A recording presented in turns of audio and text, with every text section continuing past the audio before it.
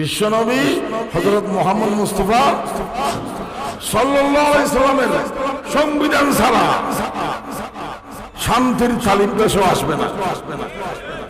कि मोहम्मद से वफा तूने तो हम तेरे, कि मोहम्मद से वफा तूने तो हम तेरे हैं, अरे ये जहां चीज है क्या लौह कलम तेरे। এগুলো বাস্তব, বাস্তব কথা বিশ্বাস করতে হবে। শান্তি আনতে হবে, শান্তির দিশারি নবী মুহাম্মদের সংবিধান লাগবে, খোদাই সংবিধান লাগবে, অর্থাৎ কোরআন হাদিসের সংবিধান লাগবে। আমাদের কথা আমরা বলবো, যেটা বাস্তব কথা, হক কথা, কোরআন হাদিসের আলোকে, সেটা আমাদের বলতে হবে না। আল ইয়াউমা আকমালতু লাকুম দীনাকুম